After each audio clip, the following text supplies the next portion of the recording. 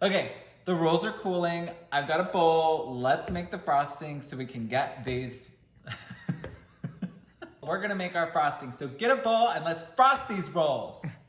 The rolls are these are the rolls. The rolls. Hey there, and welcome back to the Sugar Treatment, where we bake and heal together. My name is Anthony, aka the Baking Social Worker. If you haven't already, make sure that you subscribe to my channel. Also, you can reach me at thesugartreatment@gmail.com. Write in, let us know what you'd like us to talk about on the show, and make sure you like this video. I think you're really gonna like it because today we're gonna be talking about something super important, empathy, and in particular, how you can find empathy for someone when maybe they've done something maybe not so great to you. It's been a tough week for me, and I really wanna share with you what's been going on and how I've been kind of grappling with empathy. I also am really excited because today we're gonna be baking a cinnamon roll, and it's one of my favorite things to eat. I've got my milk boiling on the stove. It's 3/4 cup of milk. You just have to heat it until it starts to bubble, and then we're gonna mix in our butter.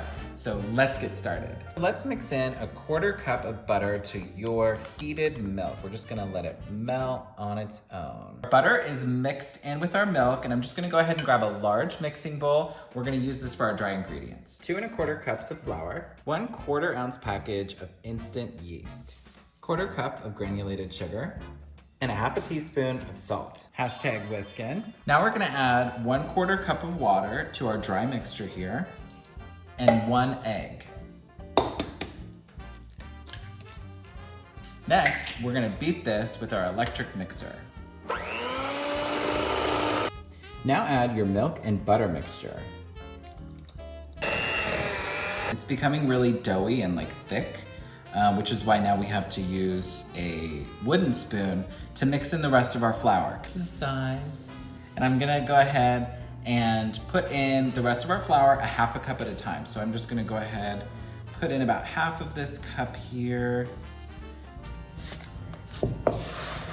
So I've got my flour mixed in with the dough mixture, and you see that I've pulled in a little bit of flour here, because what we're gonna do next is we're gonna put a little bit of flour here on the surface on the counter so that our dough doesn't stick when I knead this dough. Knead this for about 5 minutes. While I'm doing this, let me tell you about this kind of gnarly week that I've had, because it's been a week. So I've told you guys that I'm a social worker. I can't necessarily tell you exactly what it is that I do, because I do have to respect my clients' privacy. Don't ever want to violate that. But I'll tell you this, being a social worker oftentimes means that we're putting ourselves in harm's way. A lot of times we're interacting with clients who have substance use issues, mental health issues. Maybe they're just prone to violence. Maybe there's criminal history. And so, I had an interaction with a client that became violent, and it was really scary. It's kind of one of those things that you hear about when you get into this profession. You hear about, those horror stories about people who get hurt on the job, and you always think it's not gonna happen to you, and then it does. Even though I've been doing this for a couple years now, and I feel like I'm more capable and more competent at my job, it's just, you can never be too prepared. You never really know when things are gonna go wrong. That's one of the things I've learned in this situation. But the second piece is really how to find empathy in this situation, because I have to continue to work with these clients. Their well-being is in my hands, regardless of what happened. So I have to figure out a way to find empathy in order for me to continue to have a good working relationship. Why did this person feel like this was the only tool that they had left? And ultimately, it comes down to the fact that this person has likely been through a great deal of trauma themselves, and felt pretty powerless in the situation. Truly, they felt like the only thing that they could do was to be aggressive and try to protect themselves or protect their family in a way that was physical, and it's sort of counterproductive. It doesn't really help this client's situation that's the tack that they wanted to take. But when you take a step back and go, okay, this person's been through a lot, they were in a really difficult situation, and these are the tools that they know how to use, it's easy for me to kind of separate myself from it and to not personalize it, even though the violence was directed at me personally. I think that I have kneaded this dough enough, and it's been a good kind of exercise while I've been kind of, talking to you about this traumatic thing that happened to me. Just kind of moving my hands like this has been really helpful. I hope that maybe you can experience that same kind of feeling at home. Just moving your hands and kind of talking about things that are traumatic can be really helpful. The next thing we're gonna do is we're gonna go ahead and roll this out, and I'm gonna put a damp cloth over it because we added the yeast to it and we want it to rise. So I'm gonna lay a damp cloth over this dough for about 10 minutes and let it sit. The dough has been sitting for 10 minutes under this damp cloth, so it's done. I'm gonna go ahead and set this aside. I browned my butter in the microwave for about 5 minutes. Just in a bowl, I put a little plate on it, and you can see that it's kind of brown here, which is perfect. That's what we want. Over here, I went ahead and mixed a cup of the brown sugar packed and a tablespoon of the cinnamon. Grab my flour so we can get a little bit of flour on our surface here so that we don't get the dough sticking to the counter. I love this. This is so fun today. I get to actually use my little rolling pin. I'm curious what empathy has been like for you at home, how you've kind of interacted with it and how you have been able to find empathy for folks, whether it's professionally or personally. It can be tough, but comment below and just let me know how empathy has kind of played out in your life and how you've been able to find empathy in certain situations. It's more of an oval than a rectangle. I think that's okay. I'm not really sure because I've not made these before. Now I'm gonna take my butter, and I have this little pastry brush here to slather the dough. Just give it a nice generous layer. Now I'm gonna sprinkle on the brown sugar and cinnamon and just kind of lightly press it so that it stays attached here.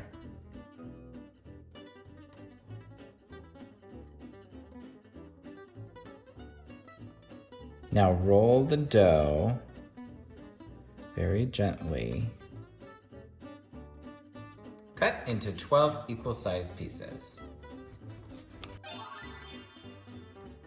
I have my cinnamon rolls cut up and put into my lined pan. Look at how good these look. I'm really proud.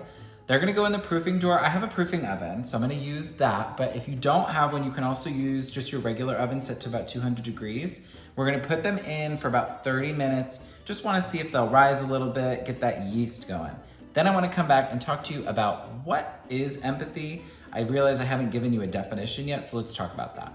Empathy is the ability to be able to step into another person's shoes.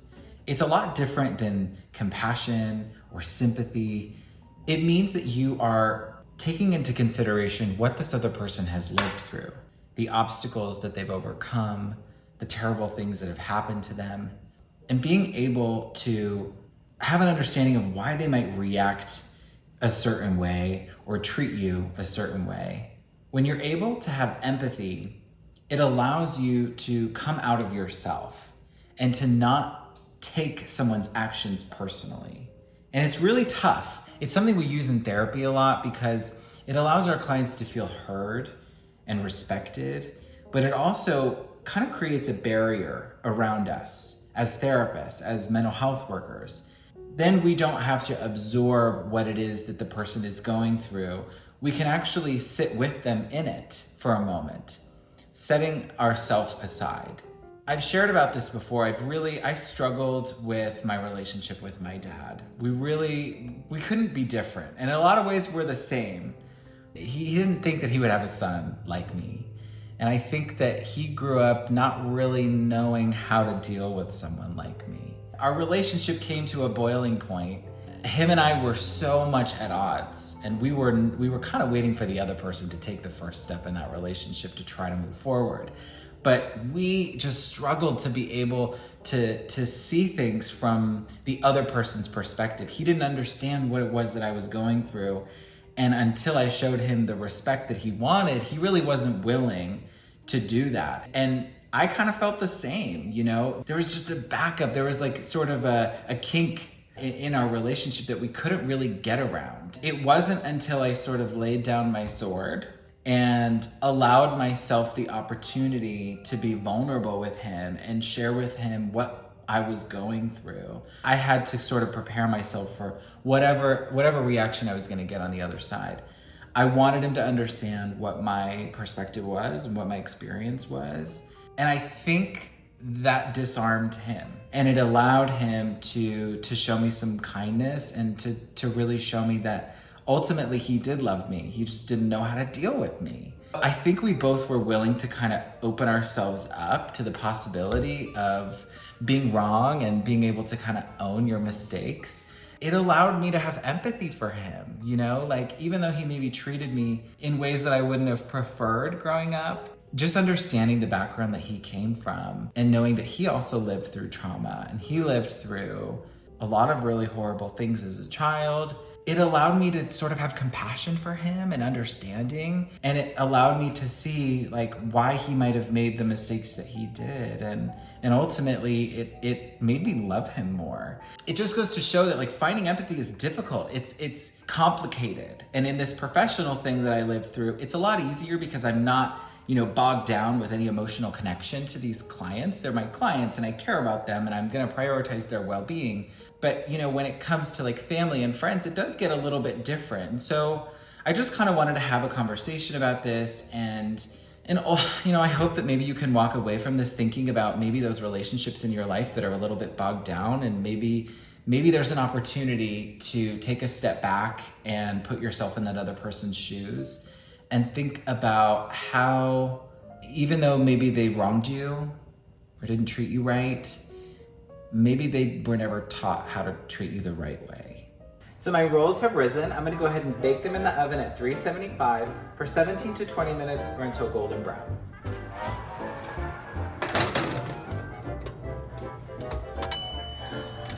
Oh my God, our rolls are done, our rolls are done, our rolls are done, our rolls are done. Okay, they gotta cool. The rolls are cooling. Let's make some frosting.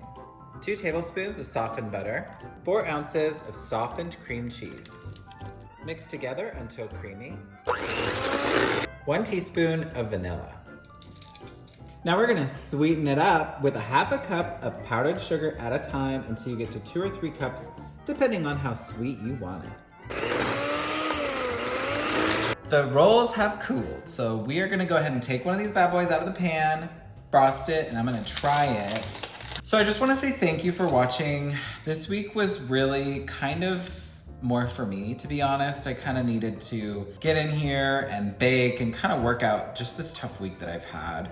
So I appreciate you watching and kind of allowing me to vent a little bit. I hope it was helpful. I hope that maybe you can kind of think about some circumstance in your life where empathy might be helpful to you.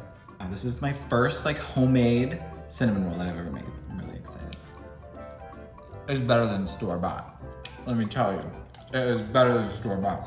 Thank you so much for joining me today on the sugar treatment. Make sure if you haven't already to subscribe to my channel, like this video, shoot me an email at thesugartreatment@gmail.com. Let me know what you'd like us to chat about here on the show, and comment below and let me know how your cinnamon rolls turned out. And remember, keep it sweet.